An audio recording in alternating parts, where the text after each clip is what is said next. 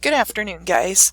Today we're going to be talking about phishing, and it's not the kind of fish that you do with a pole. This is phishing that happens on the internet. So today's essential question is, how can you protect yourself from phishing? Okay, the first thing I want you to do is I want you to think of something that someone might want to steal from you, and why would they want to do that? So I want you to think about that. What would be something someone would steal from you, and why do they want to steal it? So I want you to answer that question to the right. All right, so I'm thinking that most everyone chose something real, something you can put your hands on that someone would steal from them. But there are other things of yours that can be stolen. For instance, like your identity. And that's the type of stuff that we're going to be talking about today. So first off, we're going to talk about, what do you think the definition of identity theft is? So I want you to write your definition off to the right in that box. What do you think the definition is of identity theft? All right. So identity theft is a type of crime in which your private information is stolen and used for a criminal activity. So one of the things in that identity theft talks about private information. So I need you to write down what you think private information means. All right, I want you to write your answer in the box to the right over there, okay? All right, so private information is information that can be used to identify you because it's unique to you. So like your full name, your address, things like that.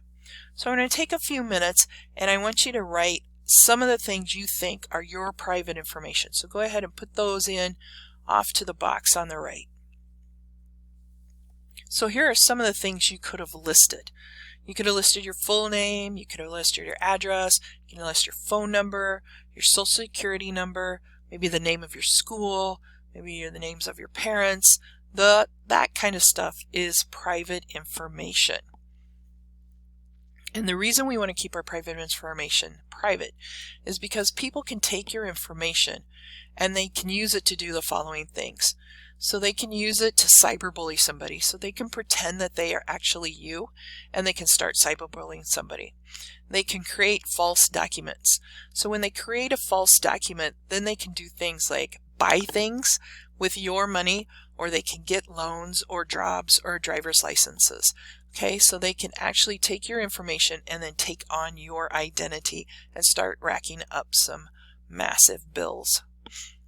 So these things are called internet scams. So I want you to write down what you think your definition of an internet scam is. So an internet scam is an attempt to trick someone online, and it's usually with the intention of stealing money or private information.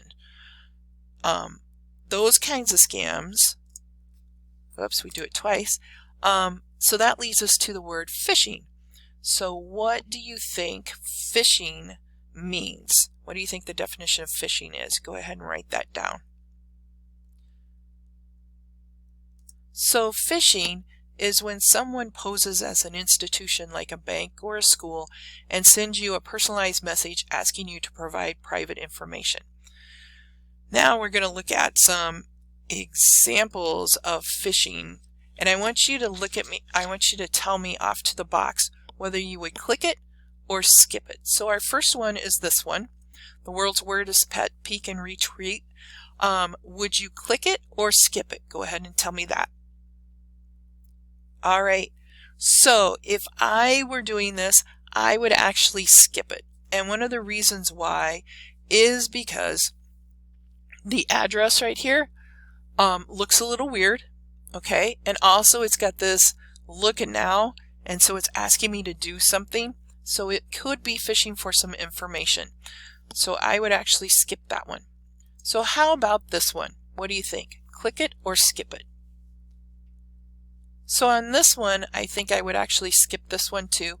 First off, awesome is spelled a little weird, okay? And then it says free subscriptions to the first 200 people to repost. That's always a gimmick. They want to get you in and ask you for some more information. So I would skip this one too. So how about this next one? Dan says you have the flu. Sorry you can't be here for the school play, but guess what? You can watch it live. Yay! So would you click it or skip it? This one is actually a little tricky. I might actually go ahead and click on this one, especially if I had the flu and I knew this Dan and I knew this person right here. And this actually looks like it would be a live feed, and it may not be asking me for information. So I might actually click on this one if I knew the following things, if I knew Dan and I had the flu. All right, how about this last one here? Click it or skip it. You've got cash. Hi, this is to inform you that the official bank of U.S. wish kindly to send you the amount of $2,000 from your relative. Click on the link. Would you click it or skip it? So this one, I would skip it for sure. First off, it's got very bad grammar, okay? And it's got really bad spelling. And it's asking me for money. So it's going to ask me for some personal information. So I want to make sure that I do not click on those things. So that leads us to our next thing, and this is a shortened URL. So if you could write the definition of what you think a shortened URL is off to the side, that would be great. So a shortened URL is actually a web address that's been condensed and that could potentially mislead a user into going into a risky website. Now, I will tell you, I use shortened URLs for you guys just because sometimes they're really long. So you have to trust where you're getting your shortened URL from. So here's some examples of shortened URLs. So Bitly's a good one. Gooly, they've actually discontinued that one, but it still is out there running around. And TinyURL, those are our 3 popular ones. So when you look at an email or a website or something like that, and it's gotten a shortened URL, you got to be careful. So why is it important to know about shortened URLs? I want you to give me that answer off to the side. Why do you think you want to know about shortened URLs? So one of the ways you can tell if somebody's phishing is if they've gotten a shortened URL. So you want to make sure that you know where that URL is coming from. And you want to make sure that it's not a dangerous one. If they're coming from schools, they're pretty good. If it's coming from an outside source, you probably don't want to click on a shortened URL. All right, so there are some clues that will help you determine if somebody is out there phishing for your information. So the first one is sense of urgency. So this is when the sender says you only have a limited time to respond. So you may see those things, click in the next 5 minutes before this offer goes away.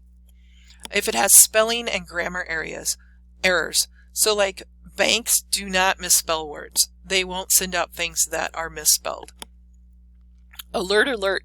So the message sounds urgent, making you worry about something's wrong with your account. So click here, your account has been compromised. Click here to fix it. We've seen those.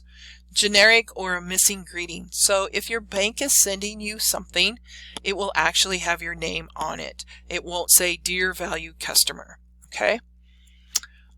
If a friend is in trouble, so if they send you a photo of someone you know, but the message isn't really from them, so make sure you check with your friend before you go clicking on that. There's been some stuff going around targeting older people.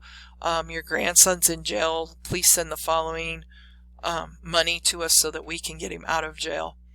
That's also happening in phone calls too.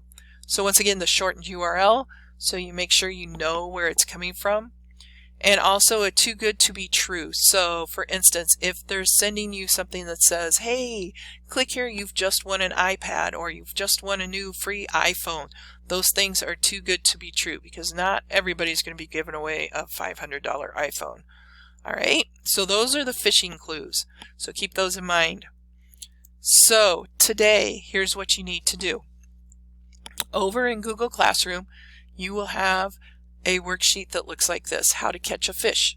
Okay, your job is to look at the things off on the left. So you're going to look at these things over here, and then you're going to look at your phishing clues, and you're going to tell me which clue it fits, whether it's a sense of urgency or misspelling or whatever, and then you're going to tell me what examples from here make it fit into that clue. Okay, so if it says, if I say that it's grammatical errors, I'm going to give you examples of grammatical errors in this message.